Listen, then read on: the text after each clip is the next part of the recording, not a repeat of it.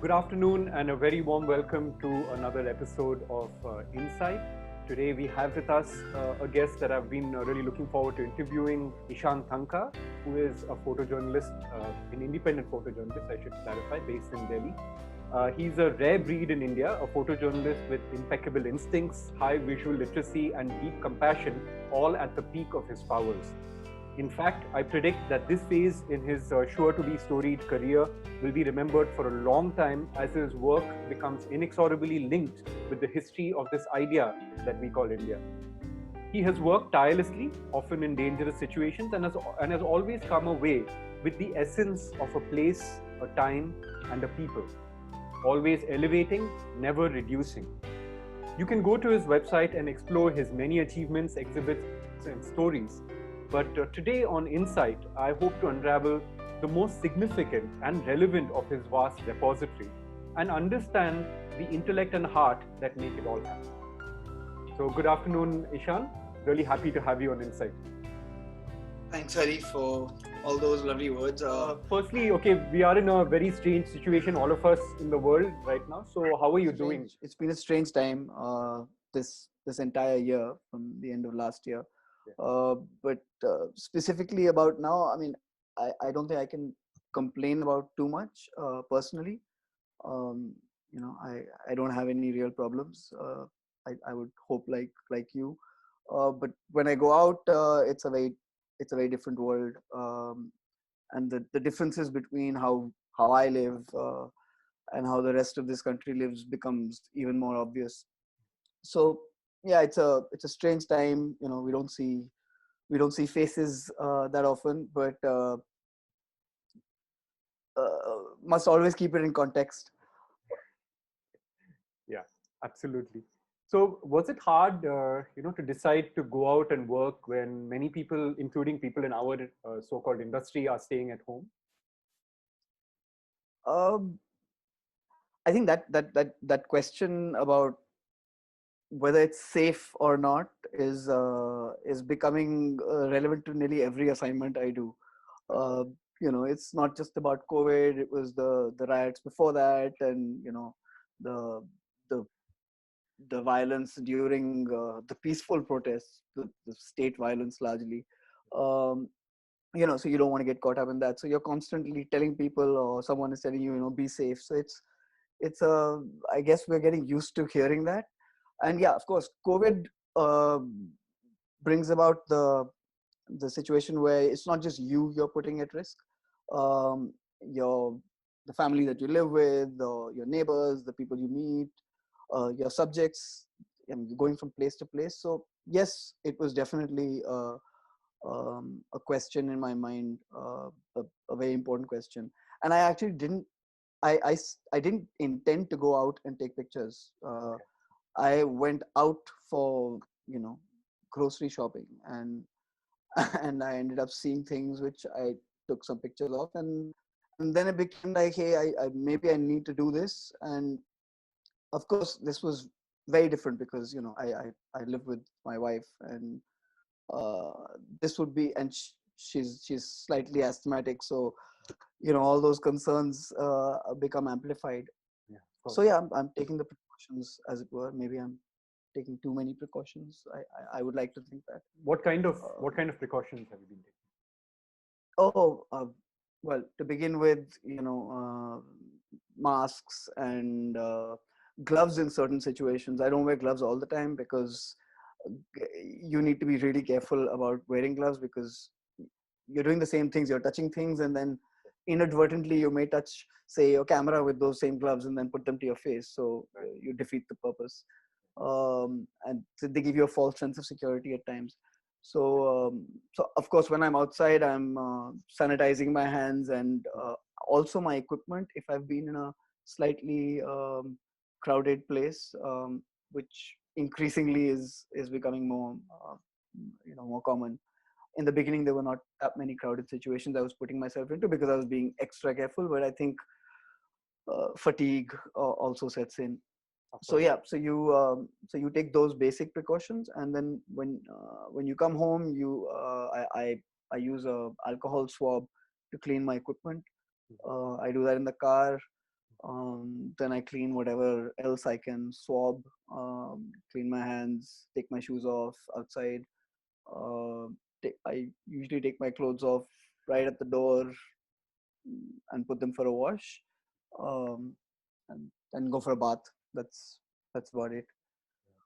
I think that is Yeah. important to learn because a lot of people are going out. Not everybody is experienced as a photojournalist or a journalist or a person working in the field in a situation like this. So there are possibilities of people sort of slacking off on certain aspects that might cause, like you said, not only harm to themselves but possible harm to people around them and the people that they are working with, interviewing, collaborating with, whatever the case may be. No, I think photographers and journalists who are moving around, Right. and you're moving from one situation to another. You're the only ones who are allowed to move, as it were. Right. So it becomes more imperative that you look out for.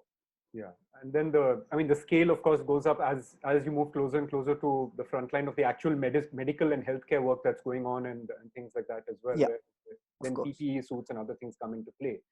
Right. But what you've said is very important because it also gives people a sense of routine that is being followed. And I'm guessing this has changed the way you work. I mean, even if it hasn't changed the intrinsic way you work, but I'm sure on a level it has changed the way you work outside, right? Yeah. No, That you might think I about, think. might not have considered before. Oh no, it's definitely something I've been considering. In fact, it might be one of the reasons why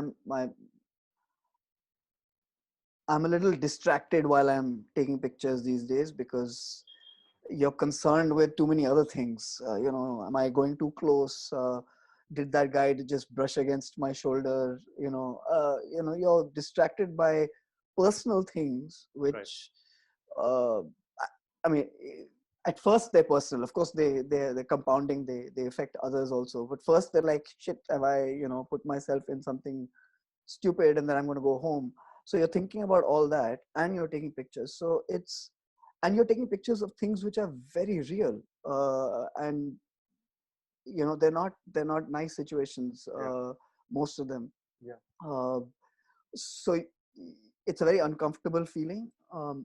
There was an incident while I was taking pictures in Nizamuddin. Mhm. This is after the whole Right. Tablighi drama had been drummed up, Right. uh, The and it was a communalization that containment. we will talk about a bit later, maybe. Exactly. Yeah. They so yeah. So Nizamuddin had become a containment zone, and so one of the vantage points where you get a view of the houses is a flyover, Right. and I was taking some pictures from there, and you take out your tele lens. This is probably the most I have used my tele in in my entire career, probably. Right. I actually don't own a very good tele. I borrowed a tele from a friend, so I don't usually use a tele lens because there's just too much distance that Yeah. puts Yeah. between you and whatever you're taking pictures of, and Absolutely. not it's not something I do usually.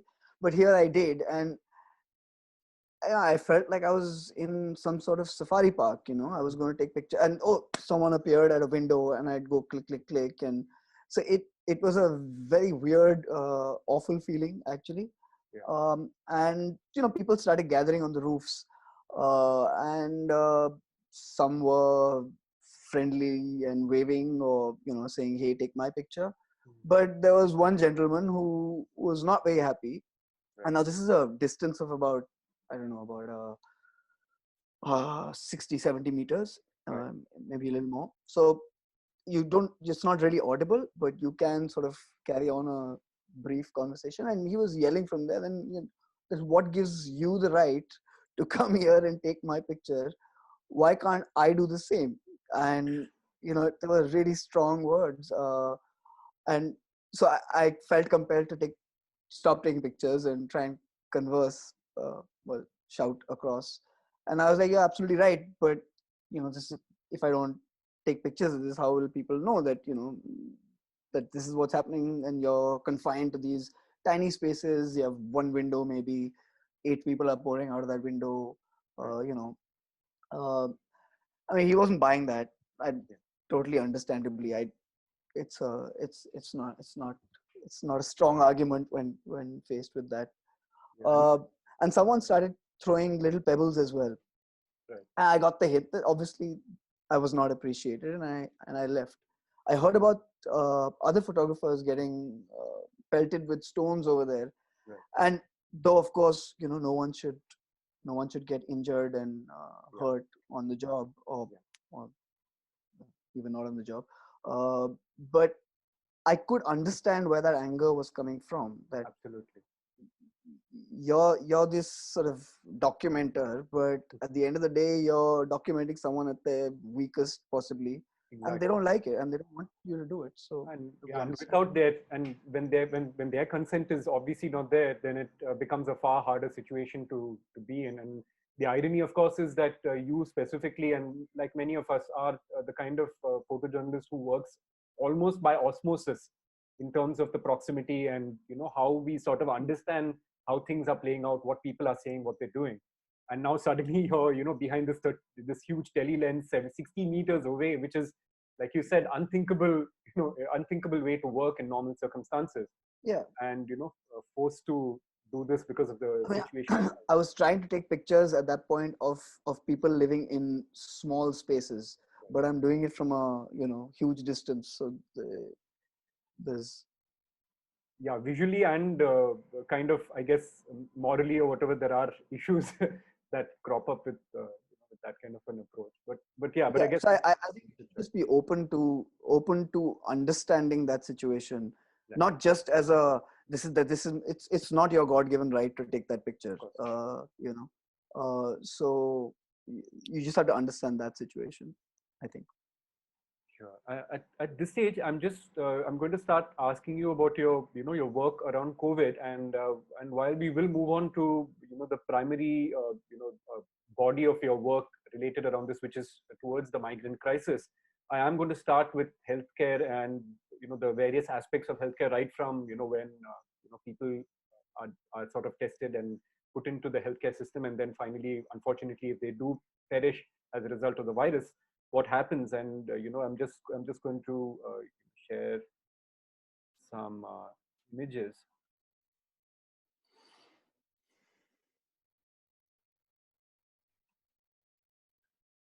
And you see this, this is something that honestly, until I'd seen your pictures and maybe a couple of agency pictures, I didn't really consider the way that even something as simple as post death, where what happens, and how people are buried, and the fact that it's not business as usual where this one thing is concerned.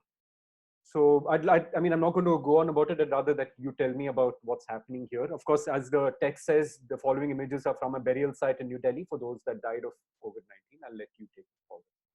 So this is it's a burial ground in the middle of the city, actually, right right next to where Times of India comes out of at ITO. Um, and so this is one of the few places that have allowed Muslim burials for COVID positive patients who've passed on. So it's anyway difficult to get uh, a space to bury your body in normal times. And then with COVID, like most graveyards have said, no, not here. So there's specific designated spaces that have come up. So it's anyway very artificial and a very sort of orchestrated situation. Right. And then there's death and there's loss. Um, so it's out of a movie. This van comes up and two people wearing PPE kits like this get out, and they're employees of a hospital, not particularly happy to be there, Yeah. doing it as a job. And some of them are braver than others, and some of them are more compassionate than others. But it's a tough job, and it's a thankless job in that sense. So there's a bit of that, I think, which does come across in the images, at least for me. Um, and then there are the people who've lost someone. Right. And it's a very, because the grave is much deeper than a normal grave. It's made 10 feet deep.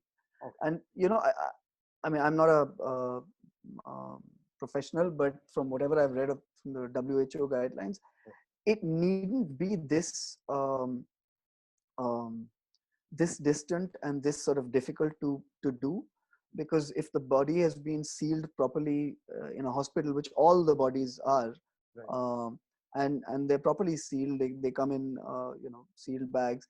So they need you according to WHO, you don't need to wear a PPE, etc., etc., unless you're handling the body or the bag. But of course, because nobody knows, things are heightened.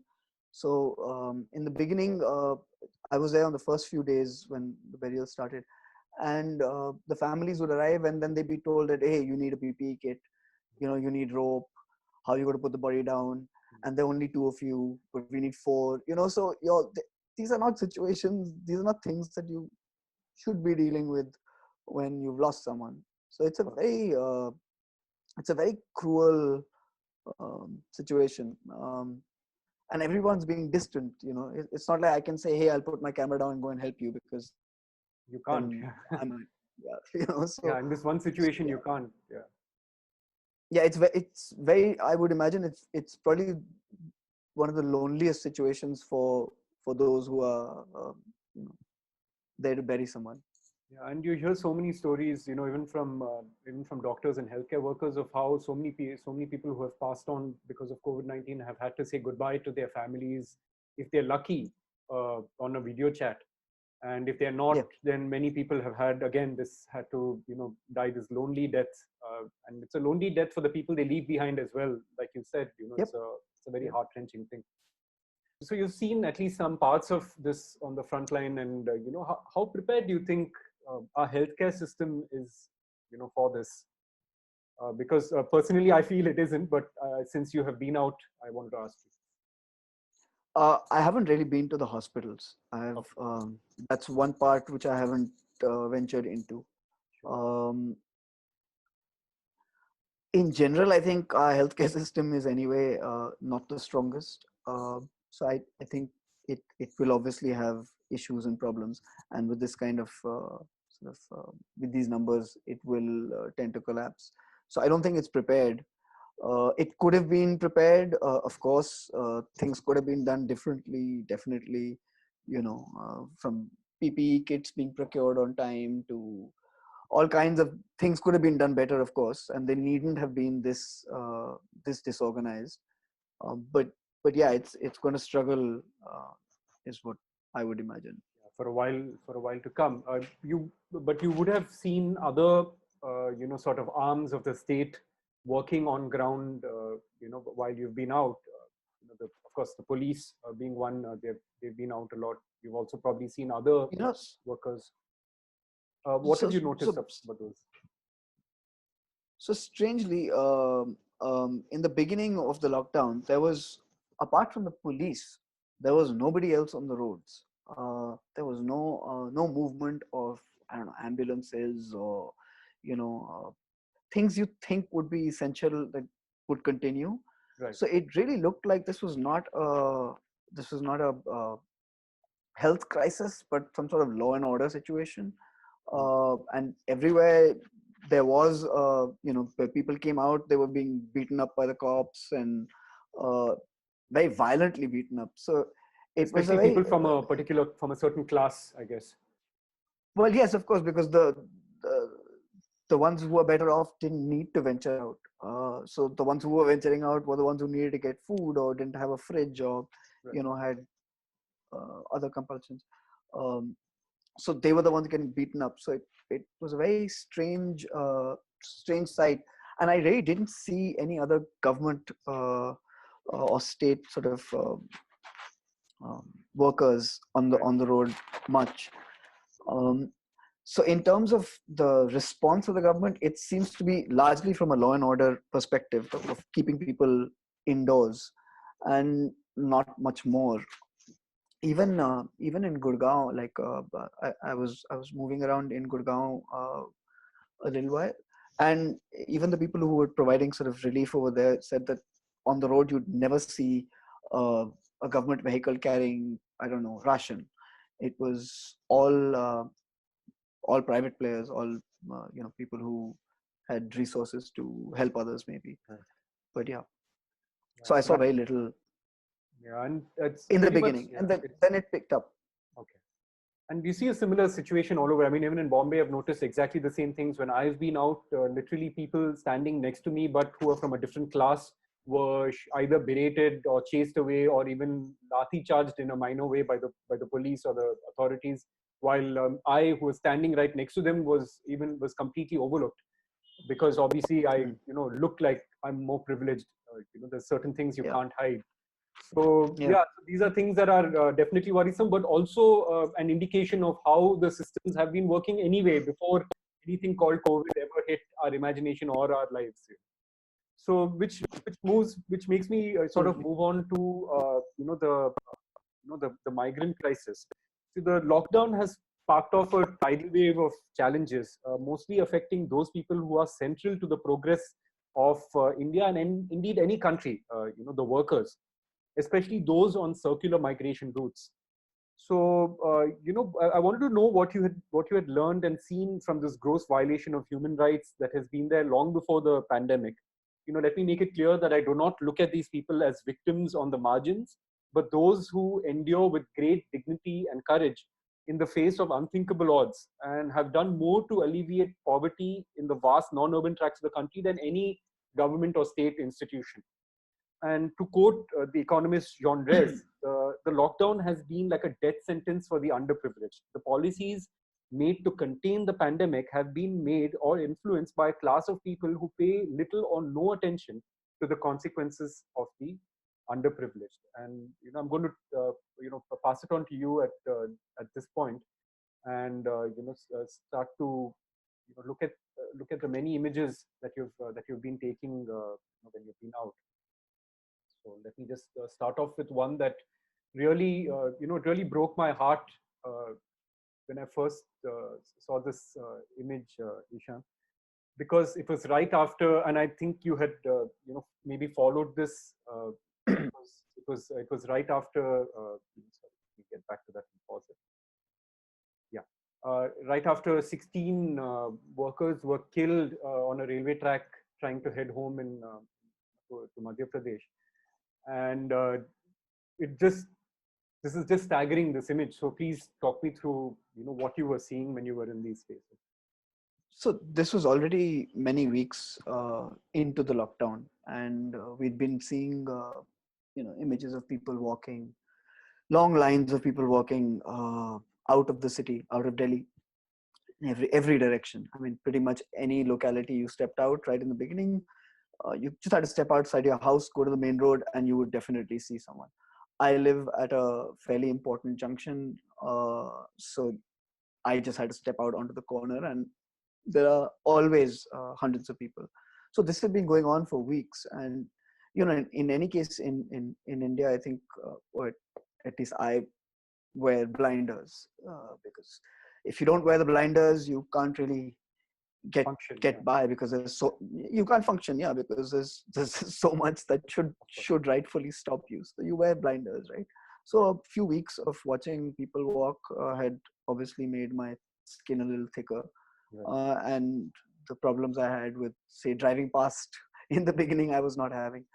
Anyway, I was coming back home when I saw a group of people who were trying to turn onto a highway towards Badarpur, and for no reason this cop was stopping them, even though I had seen hundreds walk exactly in that direction just a few minutes before. So I had a few words with him, but he wouldn't budge. So they sort of crossed the road. The previous image that you were just showing before this, Right. they crossed the road and they were standing, wondering what to do. And now I've been watching this for a long time, and I know that there are four more barricades that they will encounter on that road.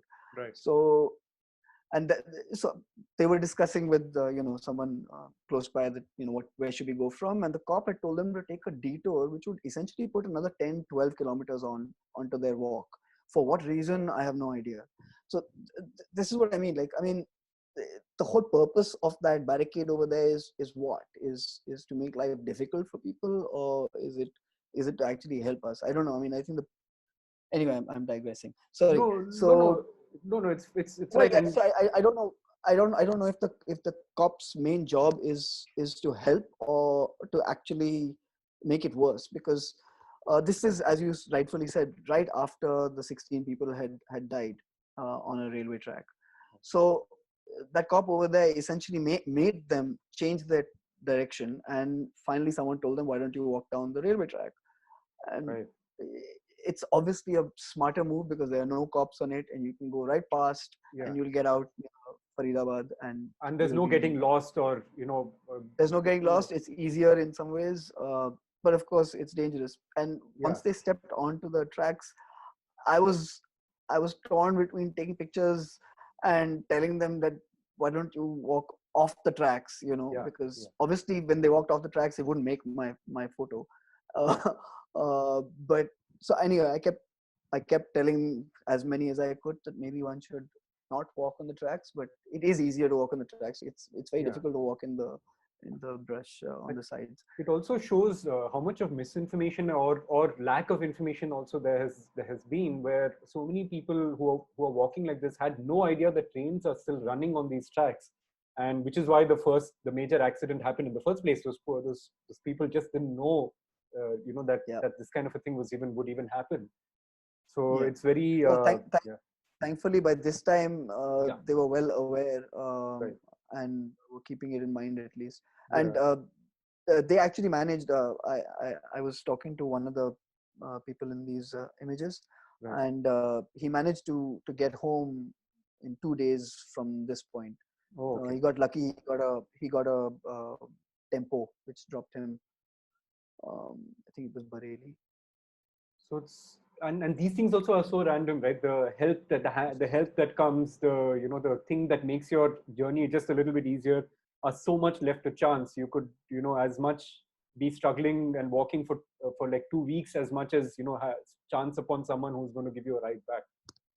So Oh, most definitely. I think it's only been good Samaritans right, that have stood out in this entire time. It's only people who I might not even expect them to. Like I was at UP border the other day, and there was a massive crowd of people who were walking and had been stopped at the border. right, Of course, cars are allowed to go, but they were stopped, and there was a bunch of men who had stopped a car. The traffic had piled up, and had stopped a car a little before the barricade, and right. were trying to convince the man inside that, hey, can you just give us a ride across the border? Okay. And I didn't think he'd do it. Uh, so I was taking a video from the back, and I really didn't think he'd do it. He looks at you shouldn't judge a book by its cover, right? Right. But and he did, and it Oh, was okay. it was amazing. Wow. Okay. Um, and they actually got through, so that was Yeah. quite. I mean, So I mean, honestly, they're yeah. only acts of individual or group kindness that I've seen are all private initiatives. And it, I mean, I guess it gives us some hope in the midst of our cynicism that there are some people who still feel enough that they would actually go out and act rather than just think or talk about it. So that is I mean, I guess a small hope Yes, in the midst thankfully, of this. thankfully, I wish that was enough though. I wish that was enough. In such a situation, if the state gives up in the way it seems to have, it's it's quite scary. And you see with this image, I mean, I'm sorry, I apologize for some of the image being a little bit pixelated. That's all on me, not Right. nothing to do with the skill of Ishan. So, and you see how That's, difficult it is for some people, first of all, not to work, to have this thing. And this picture shows you very easily how there are the privileged like us are able to sit in our apartments and work from home in our AC, if our AC is on, and have absolutely no problems with, with our Wi-Fi or anything else.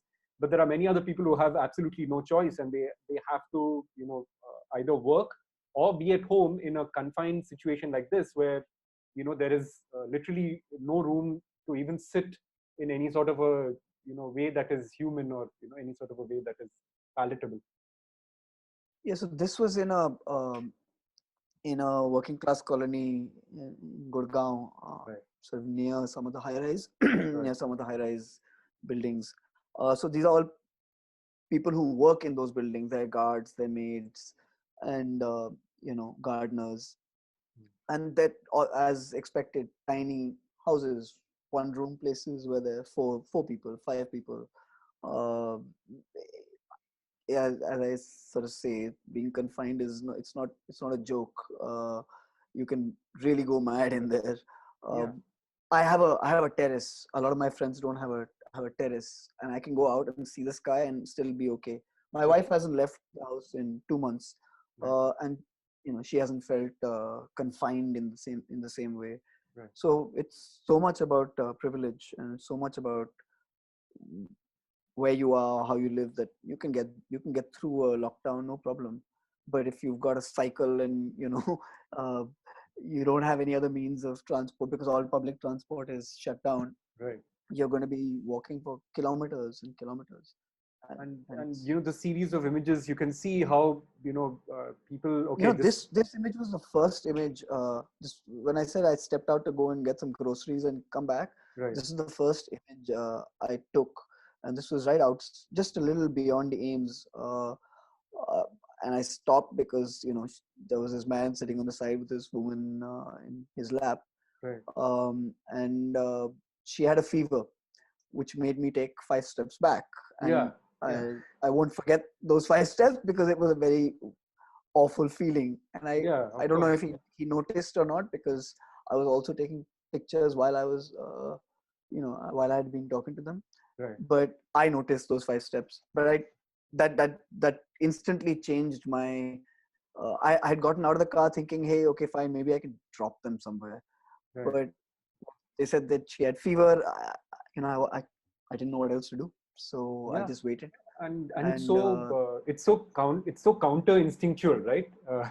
yeah, For yeah, your work, the work that you normally do, taking 5 steps back, unless you're trying to frame something in a different way, is unthinkable. You know, yeah, again. yeah. And And we I all, mean, it's yeah, yeah, unthinkable. It's like you don't hesitate taking a glass of water yes, in a village, right, especially when you go to a lower caste person's house, because you don't want to seem like, oh, you believe. You might not want to drink that water because you might think, hey, I might, there might be typhoid or something right, because it's oiled. But there are other reasons, right? So in this sort of situation, it's like you've made someone a leper by that yeah, action. So yeah, one should at least be conscious of it. I don't know if you can help it, but yeah. uh, Which is so why I anyway, so guess, I waited. yeah, And I tried to flag this cop down. right, She went right past me. So this was literally one of the first sort of images I took. right. And yeah, so it sort of explained what was about to come. Yeah, and then you see that people, not everyone had just 4 or 5 kilometers. There were people who had very long distances to travel, and full families making do with whatever mode of transport they could gather, to sort of literally cart their families or their kids back home. Yeah, I mean, Yeah, these are places which in normal traffic I wouldn't attempt to go because it would take me so long. But because the roads are empty, I'm right, way out of the city. right, Of course, because I'm driving, it doesn't take any time, and it's easy to get from here to there. right. Uh, but for the rest who are in non-motorized transport, it's hell. It's total hell, and there's nothing open. So I'd step out of the house, and I can be badly organized on Right. most days. So uh, I'd often forget to take water or Right. anything. So then you step out thinking, hey, I'll pick up water somewhere, Yeah. and then there's nothing open for kilometers on end. Imagine if you have children, or Yeah. in And this if case, yeah, they're and you're they're walking on top barely. of that, which obviously expends way more energy, and yeah, It's unimaginable. it's I inhuman. have, I I have mean, in a sense, yeah. Yes, but one of the things that I was thinking was, apart from the people who were walking home, Right. there were a lot of people who didn't have homes to walk to even, right? So Right. they weren't walking anywhere; they were just going to be there. And a lot of those people are people you and I see every day. Actually, Yeah. we might feel their presence more right now because we've taken ourselves out of the equation and there are fewer cars, so you see them more. Right. and that might create us, that might get to our conscience more as it should. But it felt a little wrong at one level to be noticing that, Mm. because that's never not been there. Of If course. one is brutally honest, that was always there. That desperation has been there on the ground always. Um, what what what these images that we've seen right now are, these are all working people. Right. These are not people who live out on dole or begging or anything. They're all working people, Yeah. and for them to be accepting food in a line, Yeah. it's not the same as going to a soup kitchen Right. Right. situation. Right. um, there's a lot of pain there, which I don't Right. think images really capture. I mean, I met graduates. There was one kid who was just stuck here, obviously from a poor, poorer family, somewhere in UP, Right. and he was doing his BA, and he'd just gotten here, I guess for this year's term, and he couldn't go back, so he was stuck, and he was in a line for food. Right. And you can imagine how people's entire like sense of self also gets so damaged. It can be damaged very, very deeply by these kind of things that sort of bring about feelings of shame, a feeling of a loss of pride, of a loss of self-determinance, of agency. All these things are kind of cast aside as sort of silent Yeah, I think that also happens because of the kind of systems we have built, right? Right. So because it's all dan dakshina, Right. it's not part of a response by a government saying that, hey, we've got a natural calamity, here's what you you deserve, these are your rights, here's some food, because that's what you should have. It shouldn't be left to you and I to go out and start handing out food, and the, it's someone's right, as opposed to a dole. Exactly. So, And it was someone's right and long before COVID. So exactly, yes, absolutely. And even in the only interaction that people seem to have with the state, and I noticed that um, about Bastar in Chhattisgarh earlier, but it seems to be of one with someone who's very aggressive always. There's a cop who's yelling at you. mm, uh, I don't want to discount it because it's a hard job, etc. Of course it is, and we could talk about that separately. But if you're going, if that's the only reaction, then how is someone who is out there accepting food ever going to feel okay about that situation? yeah, So, and even like the other day, I was at Ghaziabad, where migrants were, I don't like that word, migrants, workers were boarding buses, and the cops who were sort of organizing it, along with a lot of civil defense people, who, the way, the language that is used is very aggressive, as if you're doing someone a favor, as it were. right. So, and those are the state officials. So if that's your only interaction with the government, um, yeah, You're it not going to doesn't have, do much for your self-esteem. yeah, and you're not going to have too much faith in the government, and as in future situations as well. And then of course Yep. you have these kind of things where while that entire crisis is going on, the crisis of workers, let's not call them migrants anymore. Yeah. You have this going on in the privileged class. Oh, You have this theater or theater, whatever, this entertainment. gigantic explosion of propaganda that sort of spread like its own virus all over the country. And and then of course the inevitable communalization of the issue. I mean, they go hand in hand. They go Right. hand in hand. Right. Like our prime minister said that that he needs 21 days as opposed to 18 days of the Mahabharata, or whatever. Um, and Ramayan is retelecast. Mm. And I was near, I was in a shopping area a little early in the day, Right. and on Sunday or Saturday, whenever Ramayan is telecast, Right. and there was a crowd of people in a little shop. Right. It was closed, but the shop shutters were half open, and there was a crowd of people in there, and they were all watching Ramayana. Because Ravan was going to be killed that day, so it was a big moment. And so obviously there's no social distancing happening because Right. everyone's like in each other's face trying to catch a glimpse of this tiny television inside. Right. I found it quite ironic, given given that this Tablighi drama was being played out on the other side, and inevitable, as you said, communalization of.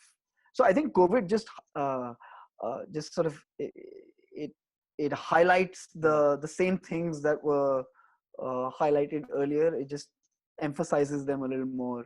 So the cops were still beating you up for no reason at near barricades. A community is being blamed for a problem that is not its doing. Exactly. So. And I mean, given the timeline of things that happened, we won't get into minute details of it, but there were way too many questions and discrepancies to sort of place the blame squarely and on the side of one community or one group of people or whatever. Oh, of course. I mean, yeah, we don't have to get into the details because there's a lot of good reporting that's already been done on that. Of course. And I hope that people who are watching will go and read and sort of understand these things in a deeper level and not just look at headlines and assume things after the headline, which is a dangerous way to consume anything, any news or any things that are happening. Yeah, that's also been sort of an issue that I think photographers need to think about because your images get implicated in a way that you might not necessarily intend them to be used. Yeah. Even before COVID-19, this has been a busy few months for you, starting with the CAA-NRC protests, moving on to the communal violence in Delhi, and then, of course, the pandemic that we're all in the middle of. There is a running theme of unfreedom that goes through all these issues, something that you've picked up on in a sort of a consolidated project that you've begun to work on. And just let me add as a caveat at this point that this is a work in progress that Ishan has kindly shared with us through this PowerPoint presentation. So, it's nowhere close to a finished work. It's something that he is using as a visual tool to explain his, larger vision of this. And he's sort of working around this word Pandemos, which actually means all people. So what does Pandemos mean to you? Let's start with that. Yeah, so I think I'm using the word Pandemos as a tool to begin with. Okay. But as you largely pointed to the right thing, that it has been a year of unfreedom, as it were. And I think the response to that from a variety of people, from students, from housewives, from in the current situation, from ordinary people who've decided that they're not going to sit at home and do nothing but running kitchens and delivering food. So it's the average everyday person that has responded in some way or the other. And actually they have always. It's just that maybe we don't pay that much attention to them. So I think I'm working from that sort of perspective, that point. I start from there. And the last 6 months, the visual similarities between every day, whatever I've been seeing, they continue. So there are groups of people in December who come out to protest against a law that they feel is communal, Islamophobic. This and again, I never intended to take pictures of the protest because I mean, student protests have been happening for some time. 2016, I remember, was big in JNU with a lot of action. But so I hadn't really intended to take pictures of CAA protests either, but they were happening right next to my house. So one day I came home and I was told that buses had been burnt, and I just couldn't understand where that was coming from. I didn't believe that, and I still don't think the students were the ones who were burning buses necessarily. And when I went there, this is the first such scene I walked onto. There were students coming out of the university with their hands up, and it was a sight that you're going to remember for some time, because Right. that's such a strange thing to see coming out of a university, Yeah. and um, there were, let's say, uh, a tear gas shell every couple of minutes going off. It really felt like you're in the middle of some sort of war, but this was a university.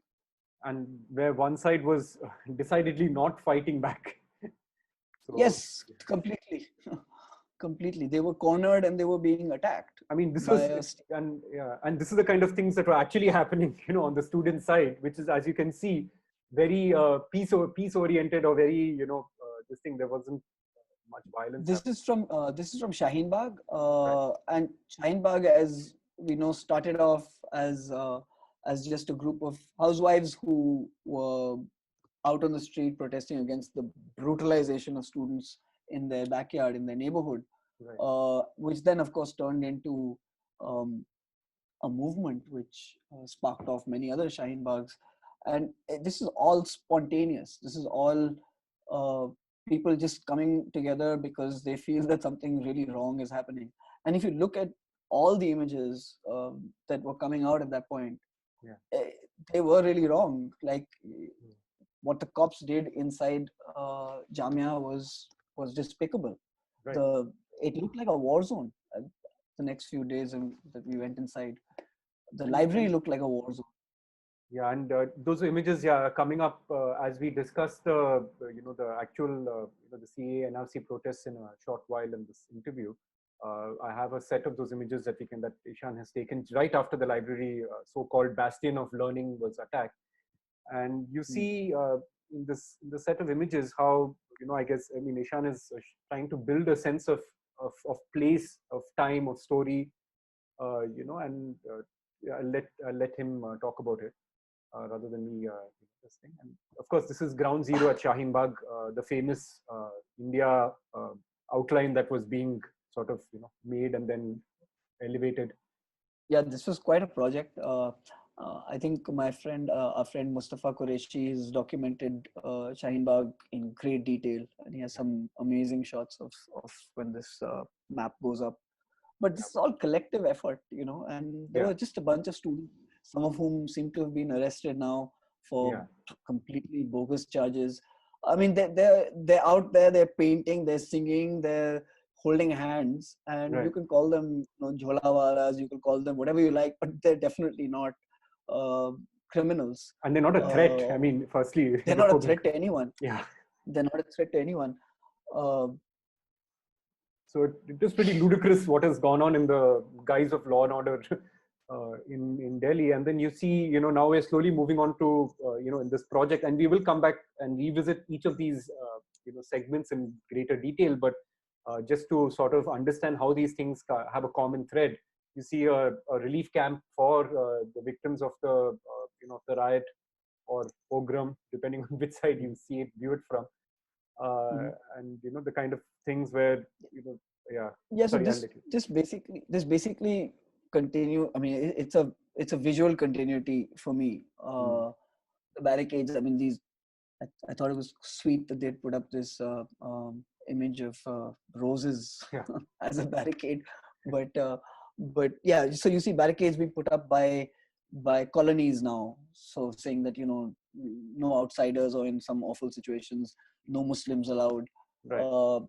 Uh, During the riots, you had other signs which came up, like this one which says Jai Shri Ram, which was a plea to the from the owner of that shop, saying, "Hey, leave my shop alone." Maybe, Right, right. uh, and in this case, it did get left behind.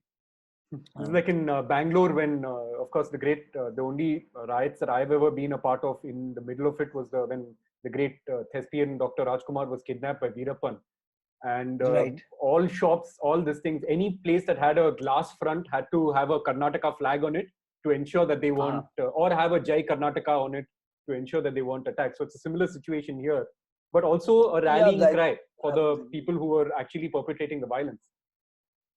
Sorry, I But this didn't. was also, Jai Shri Ram is also a rallying cry for the Oh, people of who are course. perpetrating the violence, which gives it a whole other connotation. Right. Right. And then this is, of course, what you were talking about a little earlier, where a bunch of people are squeezed together despite, so-called physical distancing norms, and Right. desperately trying to catch a glimpse of, Ravan getting killed by Ram. I sat and watched a little bit from the back as well. Right. I hadn't seen Ramayan, right, in years.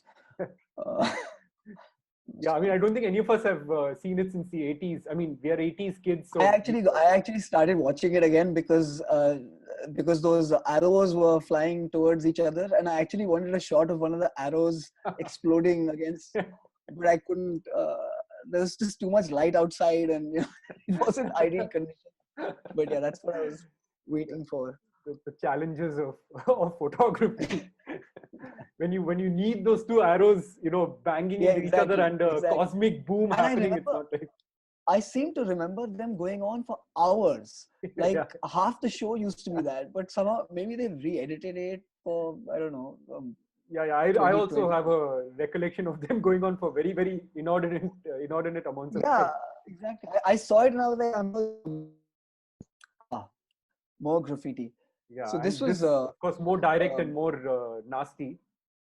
Yes, but I mean, this sort of spoke to me for various reasons because, of course, there's the nasty stuff, but the nasty stuff is, from what I realized, the last edition. It started with just an advertisement for Nasha Mukti, Right.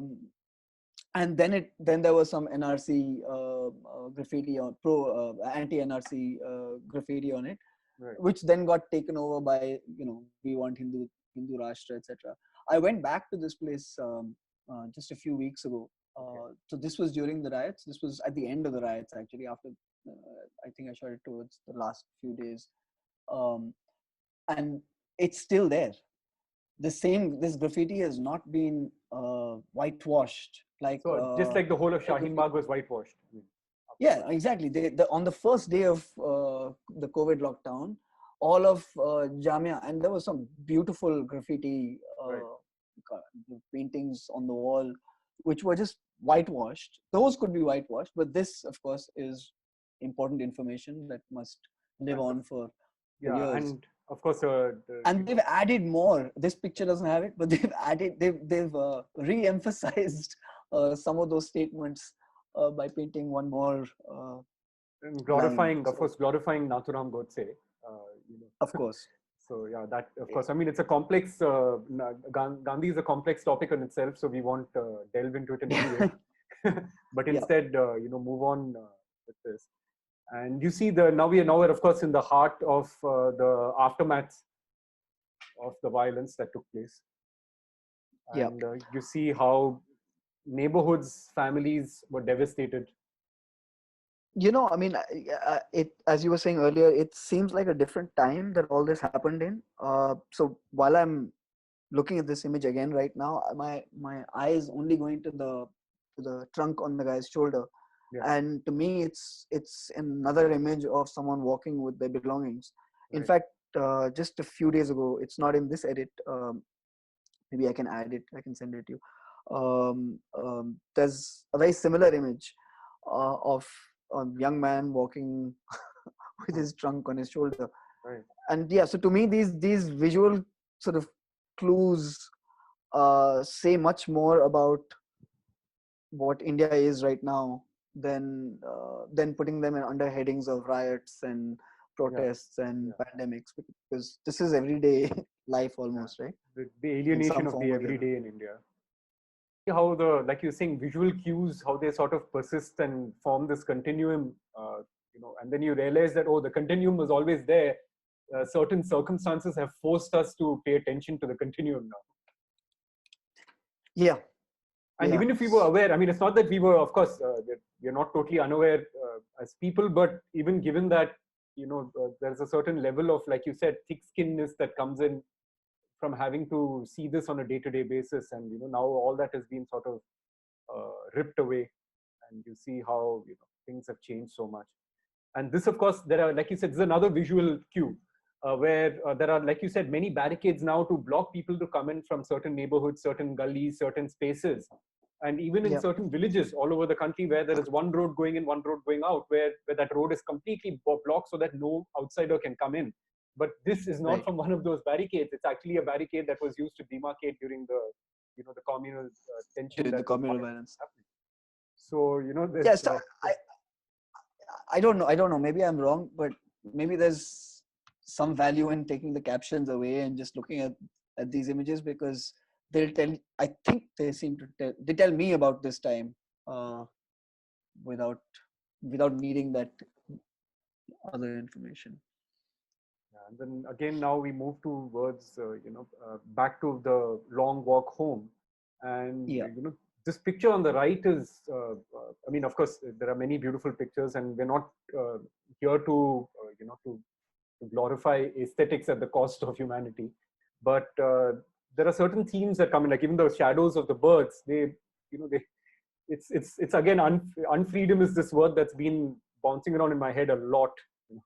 And then, of course, the very face, or rather the obscured face of unfreedom, the state in the guise of the law and order department. Yeah. Like you said, you were mentioning earlier how they were talking to people, treating them almost like criminals, although Yeah. they were just trying their best to survive. Exactly.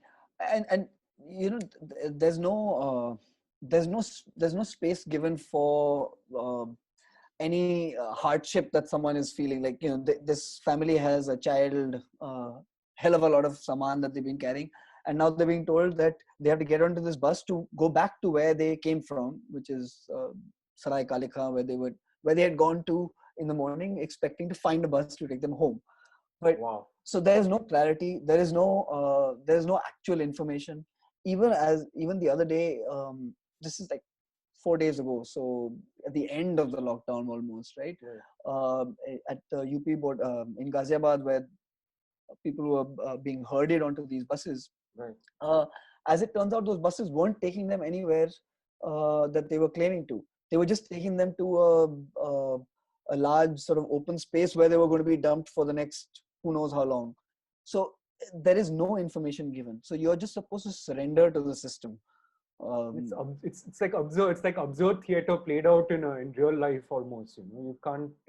There's no way to logically work your way through this.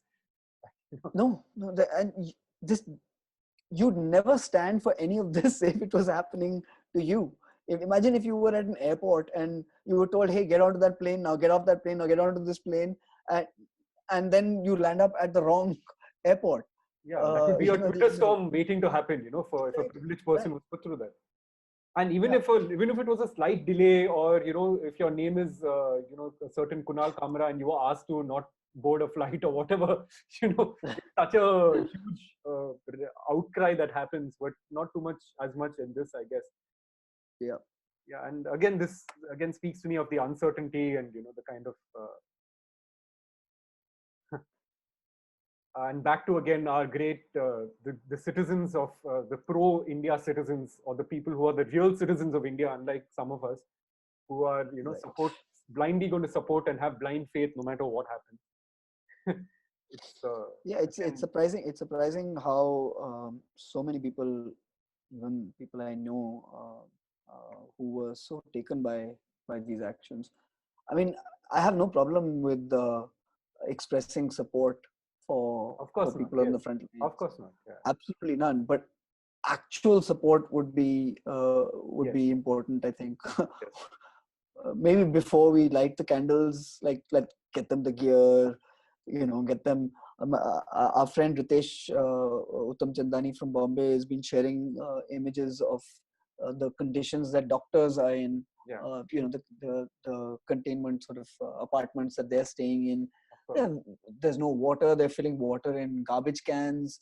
Yeah. This is hardly the kind of support that they want. So let's just start with that, and then we can. I'm happy to jump up and down and light all the candles. Really, that was my sentiment exactly. When we can take care of other people, then let's celebrate that. I mean, let's do our primary jobs, and then after that, anything is allowed, no problem. So what is happening? Is it a fumigation that's happening in these? clouds. It's a very surreal kind of a thing, but yeah. I love these fumigation situations because I have a long history with mosquitoes, of course. Right. Which we will delve into in great detail. Yeah. So so this is just fumigation, which is not going to save you from COVID, but it seems to make people feel safer. So right. The purely psychological fumigation done by, as you can see here, a nameless, faceless person who doesn't exist. They just somehow aspirate this, smoke everywhere, and it happens. And then, yeah, of course, a lot of the people, not just the people who are walking on the streets, like you said, there are many people who are stuck where they are. Yeah. Now, this was a particularly sad picture for me because he really looked completely trapped. Yeah. And I tried to find the entrance. I found the entrance, but he wouldn't talk to me, unfortunately. So. Right. But the picture does say a lot. I think he was staying. I think he was one of the guards over there was like he's living in the restaurant now, so he doesn't have any other place to go. So whatever the owner said, you just stay here, I guess. So the poor chap is actually possibly stuck in the restaurant. Yeah, and then again, the back to the themes of people. The image on the left is one of our friends, Mustafa Qureshi, who I mentioned earlier, photographer by profession. Who's also done a tremendous amount of humanitarian effort on his own. Oh yeah, he volunteered right in the beginning, and he's been delivering food where it's needed on a daily basis, like driving a couple of 100 kilometers almost a day. So again, all the food that was being delivered, and this was right in the beginning, so these were actually cooked meals that they were delivering to people's homes. Well, these were homes which they were working homes. They don't normally have food coming from donation to their house. So and so everyone obviously felt and looked uncomfortable in a certain way. And I thought this. I mean, just as you or me would, if we had to, Oh, of course. Yeah, the only way we could get food is by doing this. Yeah. Yeah, so it was an uncomfortable feeling for both sides actually. Even the people who were there to give understood that, so that was sort of nice of them. And now back to the burial sites in central Delhi. Yeah, as I was saying, it's a particularly lonely feeling, I would imagine, if you're someone who's come to bury someone at a COVID gravesite. So that article that I read earlier this morning, I think it said something to the effect of that. Hannah Arendt says that loneliness is like a defining condition of totalitarianism. Which makes sense because you're isolated. Because everyone's isolated, but you're not alone in your isolation. Everyone's individually isolated, so there's no sort of connection possible, as it were. You feel you're not part of any group, any union, right? Right. So that's sort of a difference from when we started in December with CAA and where it was all about coming together and all about that yes, we all have this common thing, but we're coming together to address it, to express it, to sort of work our way through it in some way. Yeah. Here you can't, and here and you can see, like you said, the anguish that people must have gone through to bury their loved ones without the opportunity. I mean, the mask obscures it. The masks hide it. It's because they're largely men that come. I mean, there are only men that come to the burial ground, and they're all wearing masks and mostly being stoic, I would imagine. So it can be difficult to tell who a relative is even. And this man just suddenly exploded, and you feel it. Yeah, you definitely feel it looking at it. I mean, you can feel his anguish and pain. With or without the mask, I mean, the mask doesn't even make a difference in this case. Yeah. And then, I guess a quarantine facility or a place where, we are housing people who have tested positive, or is it people who are just workers? No, these are just people who were either homeless or the ones who were stopped at the border right in the beginning. I mean, at least they had. I know people. I will say as well, like others, but at least they have a roof over their head. Right. This stadium was actually temperature controlled. Also, when I went, at least it was on, and they have toilets, etc. But it's important to remember that mattress that you see on the ground Yeah. is that's the entirety of your space in that stadium. Right. That's where you're expected to be Or at all times, and you have people literally all policing times. you to ensure you do that. Yeah, I mean, you're allowed to walk out. I think at different points they let you walk around, but you still come back to that mattress, and then you have to sit there on that mat. I mean, just try confining yourself to just your bed Without and anything, not without entertainment, without anything around you. Yeah, without. Well, maybe you have your phone. That's about it. Thankfully, some of them do have phones, but Right. how much data do they have? It's not like there's free Wi-Fi in the stadium. Yeah. And that's why you had to be for 2 months. Please, I mean, This actually no. life. I think they. I don't know how long they would have been staying there. But Some I might mean, be honestly, even long. if it's, I always try to imagine myself being in the situation, and how I would react to being in this for a week also. It's not going to Oh, be yeah, easy. By yeah, even a couple of hours isn't going to be easy. Forget about a week or 10 days or 2 weeks or whatever. exactly. True. And then back to the so-called the horrible phrase "Corona Jihad" that was coined by again, like you've very clearly said, news channels, so-called news channels on television, who just was so quick to jump on this. Yeah, it was very, Yeah. very, it was a depraved kind of a time that we were living in. And also, I guess, like you said, back to that feeling of where we're all isolated, but in our own separate isolations in our minds as well. Mhm. Actually, this image and the next image, the next two images, um, uh, these are not the final edits, but they sort of.